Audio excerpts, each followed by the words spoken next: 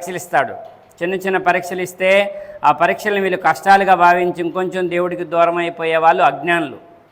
ఆ చిన్న చిన్న కష్టాలు ఇచ్చినప్పుడు దేవుడా అని ఆటోమేటిక్గా ఎలాగైతే అంటామో ఆ చిన్న చిన్న కష్టాల ద్వారా దైవానికి దగ్గర అవ్వాలి. ఎందుకంటే భూమి ఆకాశాల్లో పగులు రాత్రుల్ని ఎలా తిప్పుతున్నానో మనుషుల మధ్య వీళ్ళు నా వల్ల కాదా అని తెలియటానికి మనం కష్ట సుఖాలని పగలు రాత్రులాగా తిప్పుతాను అంటున్నాడు. మనిషి కూడా ఆ యొక్క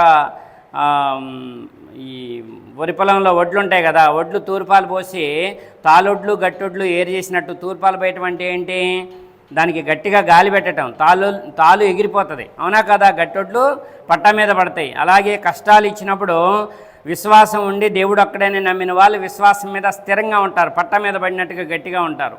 ఎవరైతే విశ్వాసం లేదో వారు తాలులాగా ఎగిరిపోతారు, పట్టా దాటి అవతలికి వెళ్ళిపోతారు, అంటే హద్దులు దాటిపోయారు. ఫస్ట్ మానవుడు తెలుసుకోవాల్సింది తనకి జ్ఞానం ఇచ్చి భూమి ఆకాశాల మధ్యలో పుట్టుక చావుల మధ్యలో ఈ యొక్క జీవితాన్ని ప్రసాదించింది పుట్టుక చావులు ఇచ్చి సృష్టికర్త అయిన దైవం ఒకే ఒక్కడు అని తెలుసుకోవాలి. ఫస్ట్ విషయం ఇది, అతి గొప్ప విషయం. అతి గొప్పవాన్ని తెలుసుకోవటమే మానవుడి ముందున్నటువంటి గొప్ప లక్ష్యం. అర్థమవుతుంది, ఇది గొప్ప విషయం.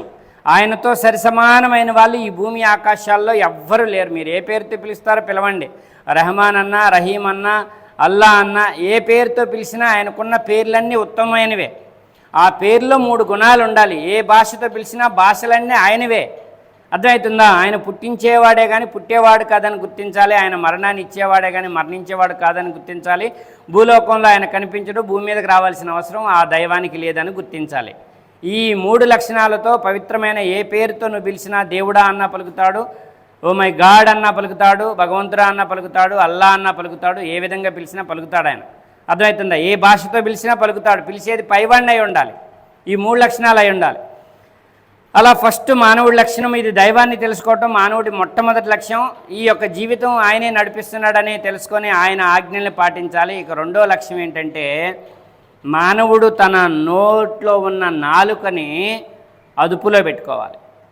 నోరే నరకం, నోరే స్వర్గం ఈరోజు అంశం అంది. ఏంటంటే నోరే నరకం, నోరే స్వర్గం అనేటటువంటి అంశాన్ని ఈరోజు మనం తెలుసుకుందాం.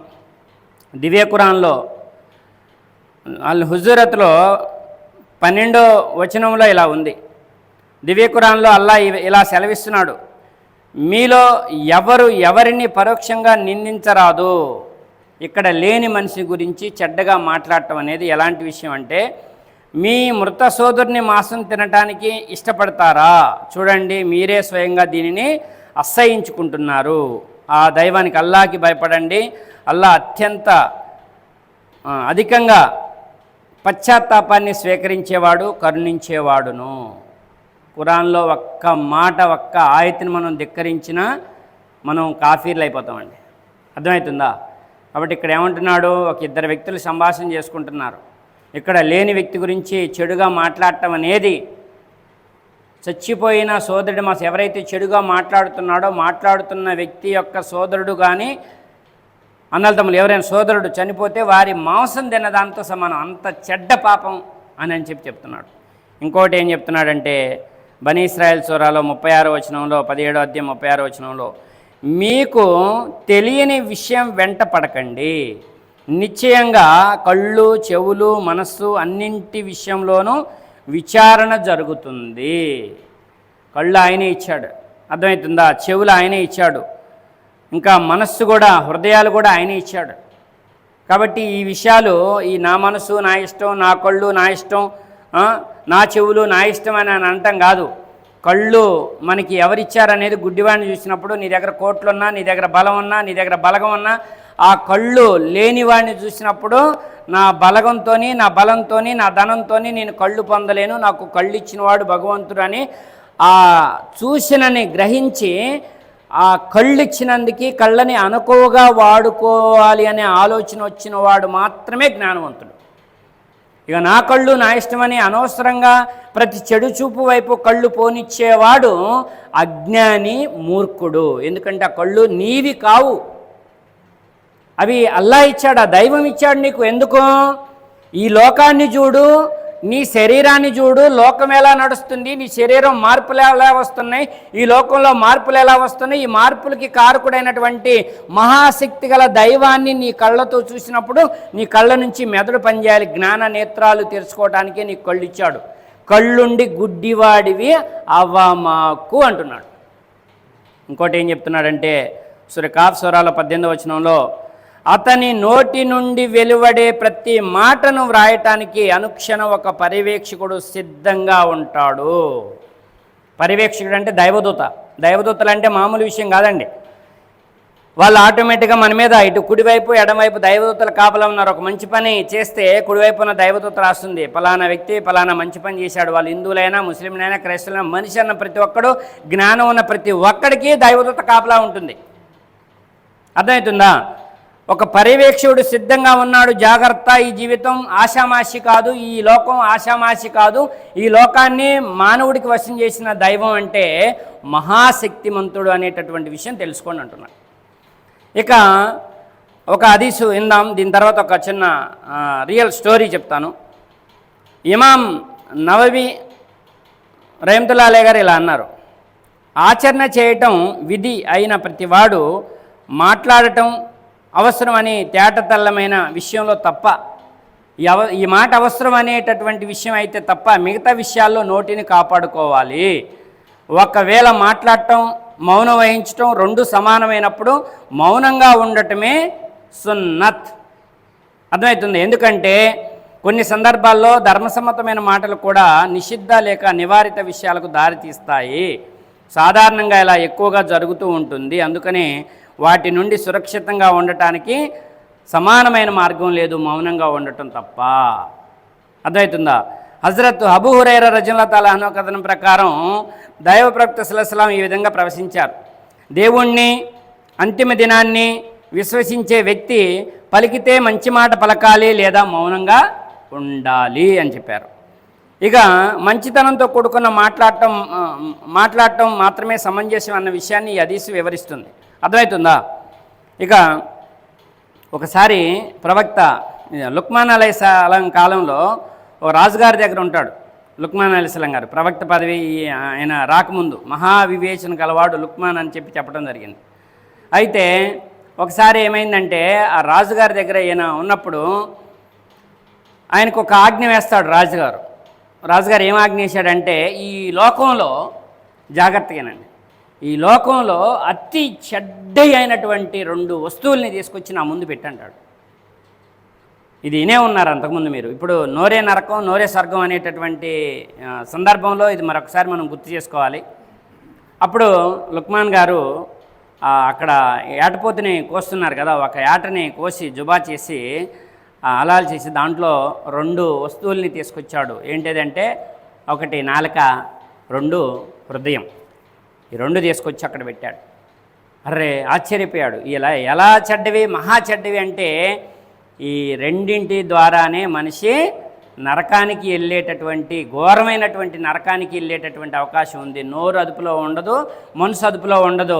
అలాంటి వాళ్ళు బహు చెడ్డవాళ్ళు. ఈ 2 వస్తువులు దేవుడిచ్చాడనే స్పృహ లేకుండా నేలకని ఇష్టం వచ్చినట్టు చెడు పనులకి, చెడు మాటలకి, తిట్లకి, బూతు పురాణాలకి వాడేటటువంటి వ్యక్తి, ఇదే నాలుక అతి చెడ్డది, దాన్ని చెడ్డగా వాడుకున్నాడు.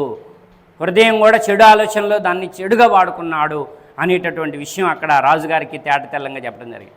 మళ్ళీ కొద్ది రోజులైన తర్వాత రాజుగారు ఏం చేశాడంటే మళ్ళీ లుక్మాన్ గారికి మళ్ళీ ఒక ఆజ్ఞ వేశాడు. ఈ లోకంలో అత్యుత్తమమైనటువంటి గొప్ప అయినటువంటి 2 వస్తువులు తీసుకొచ్చి నా ముందు పెట్టన్నాడు. అప్పుడు మళ్ళీ లుక్మాన్ గారు ఏం చేసిండు, మళ్ళీ ఒక ఆటని జువా చేసిన కాడికి వెళ్ళి అక్కడి నుంచి 2 వస్తువులు తీసుకొని, ఒకటి నాలుక, 2 హృదయం, 2 అదే వస్తువులు మళ్ళీ తీసుకొచ్చి రాజుగారి ముందు పెట్టాడు. రాజుగారు ఆశ్చర్యపోయింది. ఒకసారి ఇదేందయ్యా, అప్పుడు అతి చెడ్డ తీసుకురావంటే ఇవే తీసుకొచ్చి, ఇప్పుడు అతి మంచి తీసుకురావంటే ఇవే తీసుకొచ్చావు ఏంటని అన్నాడు. అప్పుడు లుక్మాన్ గారు రాజుగారికి వివరిస్తున్నాడు, ఈ నోరు ఎంత, నాలుకని ఎంత మంచిగా వాడుకుంటే అంత స్వర్గంలో ఉన్నత స్థానం లభిస్తుంది, భూలోకంలో గౌరవం లభిస్తుంది. గౌరవ ప్రతిపత్తులు నోటి ద్వారానే వస్తాయి. ఇప్పుడు ఒక అది చదివాను, ఈ వీపు, శరీరము, కాళ్ళు, చేతులు, ఈ అన్ని శరీర భాగాలు నాలుకని తెల్లారుజామున బతిలాడుకుంటాయంట, దీనాతి దీనంగా బతిలాడుకుంటాయంట. నువ్వు జాగ్రత్తగా ఉంటే మేము కూడా జాగ్రత్తగా ఉంటాం. నువ్వు అదుపు తప్పితే ఫస్ట్ మా ఈపు విమానం మూత మోగిద్ది అంటారు. నోరు ఆగితే ఈపుకు దెబ్బలు పడతాయి. కాబట్టి అన్నీ హదీస్ ఇది. తెల్లవారుజామున బతిలాడుకుంటాయి అంట నోరుని, ఈ అవయవాలన్నీ కూడా. హదీస్ ఉందండి, డైరెక్ట్గా హదీస్ ఉంది. అప్పుడు వివరణ ఇచ్చాడు రాజుగారికి. నోటితోని ఎంత మధురమైన మాట పలకొచ్చంటే, ఎంత జ్ఞానవంతమైన మాట పలకొచ్చంటే దైవ ప్రసన్నత పొందొచ్చు, లోక ప్రసన్నత కూడా పొందొచ్చు. లోక ప్రసన్నత అంటే రియాకారి అవుతుంది. అంటే దైవ ప్రసన్నత పొందితే దైవమే గౌరవిస్తాడు. రియాకారి కోసం కాదు, దైవ ప్రసన్నత కోసం మాట్లాడేటటువంటి ప్రతి మాట గౌరవాన్ని అధిరోహిస్తుంది, గౌరవాన్ని పెంచుతుంది. అర్థమైంది. కాబట్టి ఈ నాలుక చాలా గొప్పది, చాలా పుణ్యకార్యాలు, చాలా గౌరవం, ఉన్నతమైన స్థానం ఓన్లీ నాలుక ద్వారా లభిస్తుంది. కాబట్టి నాలుక ఈ లోకంలో చాలా గొప్పది. మనసు కూడా, హృదయం కూడా ఈ లోకంలో చాలా గొప్పది. దాన్ని మనం సక్రమంగా ఉపయోగించుకున్నప్పుడు రాజుగారు అని చెప్పి రాజుగారికి చెప్తే రాజుగారు గొప్ప బహుమానం ఇచ్చాడు. అర్థమవుతుందండి. మరి అందరం నోరు కాపాడుకున్నామా? నా నోరు నా ఇష్టం, నా మనసు నా ఇష్టం అని చెప్పి మనసు పోయిన కాడికల్లా కళ్ళు పోతాయంట. ఫస్ట్ కళ్ళు పోయిన కాడికల్లా మనసు పోయి, మనసు పోయిన కాడికల్లా మనిషి పోతే ఈపు విమానం మూత మోగిద్ది. అవునా కదా? గౌరవం పోతుంది, పరువు పోతుంది, చెడ్డ పేరు వస్తుంది, నరకదారిలోకి స్పీడ్గా వెళ్ళిపోయినట్టు అవుతుంది. ఇక హజరత్ అబూ ముసా రజల్లాహు అన్హు కథనం ప్రకారం, నేను దైవప్రవక్త సల్లల్లాహు అలైహి వసల్లంను ముస్లిముల్లో అంటే దైవ విధేయుల్లో, భక్తుల్లో, నేను ముస్లింలు అంటే ఇది ఒక కులం అనుకోవద్దండి దయచేసి, దైవ భక్తుల్లో అచ్చమైన తెలుగులో చెప్పాలంటే దేవుణ్ణి నమ్మి, దేవుణ్ణి ఒక్కడిగా నమ్మి ఆయన ఆరాధించే వాళ్ళందరూ కూడా విశ్వాసులు అనడం జరిగింది. దాన్ని అరబీలో చెప్తే ముస్లింలు అనడం జరిగింది అంతే. విశ్వాసుల్లో శ్రేష్ఠులు ఎవరని అడిగాను. అందుకు ఆయన సమాధానం ఏమిచ్చారంటే, సమాధానం ఇస్తూ తమ నాలుక వల్ల, తమ చేతుల వల్ల ఇతర ముస్లింలకి హానిగా కలగకుండా ఉండే అలాంటి వారే శ్రేష్ఠులు అని చెప్పడం జరిగింది. ఇతర విశ్వాసులకి నాలుక వల్ల, చేతుల వల్ల హాని కలగకుండా కాపాడుకునే వాళ్ళే శ్రేష్ఠులు అని చెప్పడం ఎంత గొప్ప విషయం అండి ఇది. ఇక హజరత్ సహిల్ బిన్ సాద్ రజల్లాహు అన్హు కథనం ప్రకారం దైవప్రవక్త ఈ విధంగా ప్రవచించారు. ఎవరైతే తమ రెండు దవడల మధ్య ఉన్న దానిని గురించి, రెండు దవడల మధ్య ఏముందండి? నాలుక. రెండు కాళ్ళ మధ్య ఉన్న దాన్ని గురించి నాకు పూచి వహిస్తారో నేను వారి కోసం స్వర్గం గురించి పూచి వహిస్తాను అని చెప్పారు. రెండు కాళ్ళ మధ్య మానం ఉంది, మానం అంటారు, అంటే శీలం ఉంది. అర్థమవుతుందా? శీలం ఉంది. మగవాడికి శీలం ఉంది, ఆడవాళ్ళకి శీలం అని చెప్తే సరిపోతుంది. రెండు కాళ్ళ మధ్య ఉన్నదాన్ని అంటే మనం ఇక్కడ గౌరవమైనటువంటి వచనం వాడుతున్నాం. రెండు దవడల మధ్య ఉన్న నాలుక. ఈ రెండింటి గురించే మీరు జాగ్రత్త పడితే, చెడుకు వాటిని వాడకుండా ఉంటే మీకు స్వర్గం యొక్క పూచికత్తుని నేను ఇస్తాను, మీరు ఆ రెండింటి పూచికత్తు నాకు ఇస్తే అని చెప్పారట ముహమ్మద్ సల్లల్లాహు అలైహి వసల్లం గారు. ఏది ఇందాక చెప్పిన దేవుడు ఒక్కడే నమ్మిన తర్వాత ఈ రెండు విషయాలు చాలా ప్రాధాన్యతతో కూడుకున్న విషయాలు. ఇక రెండు దవడల మధ్య అంటే నాలుక అర్థమైంది కదా, రెండు కాళ్ళ మధ్య ఉన్నది మర్మాంగం అనేటటువంటి విషయం మనకి క్లియర్గా అర్థమైంది. ఇక దైవప్రవక్త సల్లల్లాహు అలైహి వసల్లం గారు ఈ విధంగా ప్రవశిస్తూ ఉండగా నేను విన్నానని హజరత్ అబూ హురైరా రలియల్లాహు అన్హు తెలియజేశారు. దాసుడు అనాలోచితంగా ఒక మాట అంటాడు, అది మంచా చెడా అనేది ఆలోచించడు, కానీ దాని మూలంగానే అతడు తూర్పు పడమరల మధ్య దూరం కన్నా ఎక్కువ దూరం నరకం వైపు పడిపోతాడు. అనాలోచితంగా ఒక చెడు మాట మాట్లాడితే, అర్థమవుతుందా, దైవం గురించి కానీ మరి ఒక మాట మాట్లాడితే అతను తూర్పు పడమరలు అంత దూరం నరకం వైపు పడిపోతాడని చెప్పడం జరిగింది. మాటల్లో సమతౌల్యాన్ని పాటించకపోవటం వల్ల కలిగే నష్టాలను ఈ హదీస్లో వివరించడం జరిగింది. అంటే మనిషి మాట్లాడే ప్రతి మాట ఆచితూచి మాట్లాడాలి, అనవసరంగా మాట్లాడకూడదనే హెచ్చరిక కూడా దీంట్లో ఉంది. ఇక అబూ హురైరా రలియల్లాహు అన్హు కథనం ప్రకారం హజరత్ దైవప్రవక్త సల్లల్లాహు అలైహి వసల్లం గారు ఇలా ప్రబోధించారు, దాసుడు పరధ్యానంలో ఉండి దేవునికి నచ్చే మాట మాట్లాడేస్తాడు, దాని మూలంగా దేవుడు అతని అంతస్తుల్ని ఎన్నింటినో పెంచుతాడు. అలాగే దాసుడు పరధ్యానంలో ఉండి దేవునికి కోపం తెప్పించే మాట మాట్లాడతాడు, దాని మూలంగా అతను నరకంలో పడిపోతాడు. చూడండి ఎంత గొప్ప విషయాలు ఉన్నాయో, అర్థమవుతుందా? ఇంకా ఇగో హదీస్ ఇది, ఈ రియాజు సాలిహీన్ 1522 హదీస్ ఇది. హజరత్ అబూ సయీద్ ఖుద్రీ రలియల్లాహు అన్హు కథనం ప్రకారం దైవప్రవక్త సల్లల్లాహు అలైహి వసల్లం ఈ విధంగా ప్రబోధించారు. తెల్లవారుజామున మనిషి శరీరంలో 481 పేజీ రండి, పార్ట్ 2 ఇది. హదీస్ కిరణాల్లో రియాజు సాలిహీన్ పార్ట్ 2 రెండో భాగంలో 1522 హదీసు 482 పేజీ మీరు చదువుకోండి తర్వాత. తెల్లవారుజామున మనిషి శరీరంలో అవయవాలన్నీ నాలుకను అత్యంత దీనంగా బ్రతిమిలాడతాయట. నువ్వు మా విషయంలో అల్లాకు భయపడి మసులుకో, ఎందుకంటే మా వ్యవహారం నీతో ముడిపడి ఉంది. అర్థమవుతుందా? ముడిపడి ఉంది. నువ్వు సవ్యంగా ఉంటే మేము కూడా సవ్యంగా ఉండగలుగుతాం, నువ్వు వక్రతకు లోనైతే మేము కూడా వక్రతకు లోనైపోతామని చెప్పి అవయవాలన్నీ కూడా అడుగుతాయట.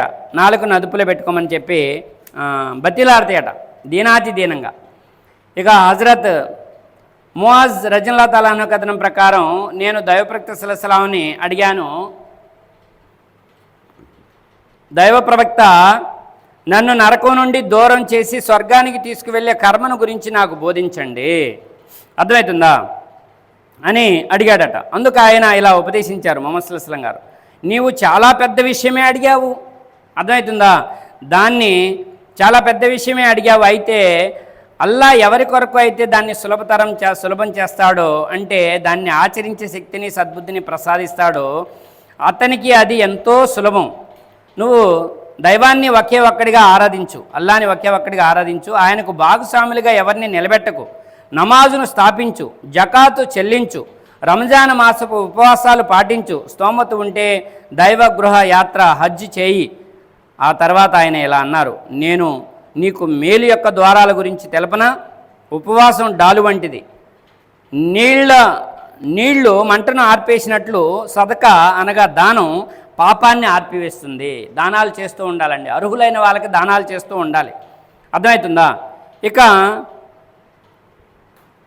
అంటే దాని ప్రభావాన్ని తొలగిస్తుంది. మనిషి రాత్రి చివరి భాగంలో నమాజు చేయటం అంటే తహజుద్ నమాజ్.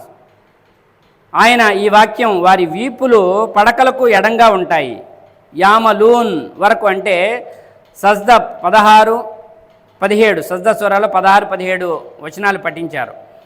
తర్వాత ఆయన నన్ను ధర్మం యొక్క తల, దాని స్తంభం, దాని మూపురం ఎత్తు గురించి తెలుపునా అని అడిగారు. తప్పకుండా తెలపండి దైవ ప్రవక్త సల్లల్లాహు అలైహి వసల్లం అన్నారు. అప్పుడు ఆయన ధర్మం యొక్క తల ఇస్లాం, దాని స్తంభం నమాజ్, అర్థమవుతుందా, దాని మూపురపు ఎత్తు జిహాద్ అని చెప్పారు. జిహాద్ అంటే ధర్మ పోరాటం అండి. ఆ తర్వాత ఆయన ఇవన్నీ దేని మీద ఆధారపడి ఉన్నాయో ఆ వస్తువు గురించి నీకు తెలపనా అని అడిగారు. తప్పకుండా తెలపండి దైవ ప్రవక్త అని అడిగారు. వాళ్ళు అప్పుడు తెలిపారు. అప్పుడు ఆయన ఇలా తన నాలుకను పట్టుకొని, మళ్ళీ వచ్చింది చూడండి ప్రస్తావన, దీన్ని అదుపులో పెట్టుకో అని అన్నారు. అందుకు ఆయన, నేను దైవ ప్రవక్త, మనం నోటితో మాట్లాడే దాని గురించి కూడా నిలదీయబడతామా అని అడిగాడు. అందుకు ఆయన, నీవు నీ తల్లికి దుర్లభం అగుగాక, ఇదొక అరబ్బీ జాతీయ పదం అండి, తిట్టు కాదు. నరకవాసులు కోత కోసిన వారి నాలుకల పొలాలే నరకంలో వారిని బార్ల పడవేస్తాయి అని అన్నారు. అర్థమవుతుందా. కోత కోసినటువంటి పంట ఎట్లయితే కింద పడిపోద్దో, ఒక నాలుక ద్వారా నరకంలో అలా పడిపోతారు అనేటటువంటి విషయం దైవప్రవక్త ముహమ్మద్ సల్లల్లాహు అలైహి వసల్లం గారు తెలియజేశారు. కాబట్టి ఇక పరోక్ష నింద గురించి ముందే చెప్పుకున్నాం. ఏ అయితే విషయాలు విన్నామో, షిర్క్ అంటే బహుదైవారాధన అనేది క్షమించరానటువంటి ఘోరమైనటువంటి పాపం అని అన్ని గ్రంథాలు చెప్తున్నాయి. ఖురాన్ ఒకటే కాదండి, అన్ని గ్రంథాలు చెప్తున్నాయి. ఇక్కడ ముఖ్యంగా గ్రంథాలు వదిలేసి ఎటువంటి ఆధారం లేకుండా ఊహలతోని, భ్రమలతోని, అత్యాశలతోని, అతి కోరికలతోని దైవత్వం ఎవరికి పడితే వాళ్ళకి ఇద్దామంటే, ఆ దైవత్వం ఎవరికి పడితే వాళ్ళకి మానవుడు దైవత్వం ఇచ్చేది కాదు. ఇది గుర్తుపెట్టుకోవాలి. మానవత్వం మానవుడికి ఇచ్చిందే దైవం. దైవం మహాశక్తిమంతుడు, దైవత్వం ఆయన సొత్తు. అర్థమవుతుందా. మీరు ఇంట్లో ఉండి ఈ ఇల్లు నా సొత్తు అని ఎలాగైతే అంటారో, చేసుకున్న భార్యని నా సొత్తు అని ఎలాగైతే అంటారో, మీ పిల్లల్ని నా సొత్తు అని ఎలాగైతే అంటారో, ఈ సృష్టి దైవ సొత్తు. ఇంకొకరి సొత్తు లేదేడా. వచ్చిన వాళ్ళు గౌరవనీయులు, యుగపురుషులు, ఋషీశ్వరులు, మంచి పనులు చేసిన వారు, వారు చేసిన మంచి పనుల ద్వారా, వారు చూపించిన అనుగ్రహాల ద్వారా, అంటే దైవం కొన్ని మహిమలు చూపించాడు ప్రవక్తల ద్వారా, ఆ మహిమల ద్వారా వారికి గొప్పతనం ప్రసాదించింది దైవం. ఆ మహిమలు ఏదో చూపించారని దైవత్వం దేవుడి నుంచి వీళ్ళకిద్దామని అంటే అది మనం ఇచ్చేది కాదు. మానవులు దైవత్వం ఏ వస్తువులకు కానీ, ఏ జీవరాశికి కానీ, ఏ యుగపురుషులకు కానీ, ఏ గౌరవనీయులకు కానీ ఏ ఋషీశ్వరులకు కానీ దైవత్వం అనేది మానవులు ఇచ్చేది కాదు. ఇది మానవుడు గట్టిగా గుర్తుపెట్టుకోవాల్సినటువంటి విషయం. అర్థమవుతుందా? పశువులను చూడండి, పక్షులను చూడండి, సృష్టి మొత్తం దైవాన్ని ఆరాధిస్తుంది. మానవుడికి మాత్రం దైవం స్వేచ్ఛ ఇచ్చాడు. నన్ను తెలుసుకొని ఈ సృష్టిని నడిపే శక్తి, నిన్ను నడిపే శక్తి నాకే ఉందని తెలుసుకొని, నా శక్తిని తెలుసుకొని నన్ను దైవంగా గుర్తిస్తే ఈ లోక జీవితంలో గౌరవోన్నతులు, ఈ లోకం తర్వాత మరణం తర్వాత నీకు మోక్షం ప్రసాదిస్తాను అని చెప్పి దైవం యుగపురుషుల ద్వారా, ఋషీశ్వరుల ద్వారా తెలియజేశాడు. అలా వదిలేసి మనిషి ఆ దైవత్వాన్ని ఎవరికి పడితే వాళ్ళకి ఇచ్చి తన ఇష్టానుసారం నడుద్దామంటే ఆయుష్ అయిపోయే లోపు నీ జ్ఞానంతో రోజు మేలుకో అని చెప్పి రాత్రిని మత్తుగా చేశాడు. నిద్రమత్తులో ఉంటాము, మళ్ళీ తెల్లారగానే మేలుకుంటాము. అలాగా నిద్రమత్తులో నుంచి, రాత్రిలో నుంచి మెలకువలోకి రా. ఏ విషయంలో? పొలాలకు పోయే విషయంలో, వ్యాపారానికి పోయే విషయంలో, డబ్బులు సంపాదించే విషయంలోనే కాదు, దైవ విషయంలో, జ్ఞాన విషయంలో, భక్తి విషయంలో నువ్వు రోజు రాత్రిని చూస్తున్నావు, పగలను చూస్తున్నావు. కాబట్టి ఆ రాత్రనే మత్తులో నుంచి పగులనే వెలుగులోకి రమ్మంటున్నాడు. ఆ యొక్క స్పృహలోకి రమ్మని దైవం రోజు పగలు రాత్రుల ద్వారా నిన్ను పిలుస్తున్నాడు. పగలు రాత్రులు కష్టసుఖాలను తిప్పటమే కాదు, నీకు జ్ఞానం అజ్ఞానం రెండు నీకు సూచనలుగా ఉన్నాయి. నువ్వు అజ్ఞానంలో ఉన్నవా జ్ఞానంలో ఉన్నవా తెలుసుకోమని చెప్పి పగలు రాత్రులు పెద్ద సూచనగా ఉన్నాయి. మనం జ్ఞానంలోకి వద్దాం, గ్రంథాలని అన్నింటినీ నమ్ముదాం, యుగపురుషులు, ప్రవక్తలు, ఋషీశ్వరులు అందరినీ ప్రేమిద్దాం. ధర్మం ఒకటే, ఆయన భగవంతుడు ఒకే ఒక్కడు, ఏ పేరుతో పిలిచినా. మనిషి బాధ్యత దైవాన్ని తెలుసుకొని దైవ ఆజ్ఞల్ని మరి పాటిస్తూ, దైవ ఆజ్ఞల్ని మనం అనుసరిస్తూ జీవితం గడుపుతూ సాఫల్యం పొందటమే మానవ జీవిత లక్ష్యం. అలాంటి లక్ష్యాన్ని పొందేటటువంటి అనుగ్రహాన్ని ప్రసాదించమని అల్లాహ్తో దువా చేస్తున్నాను. వాకిద్దాం. అల్హమ్దులిల్లాహి రబ్బిల్ ఆలమీన్. అస్సలాము అలైకుం వరహ్మతుల్లాహి వబరకాతుహు.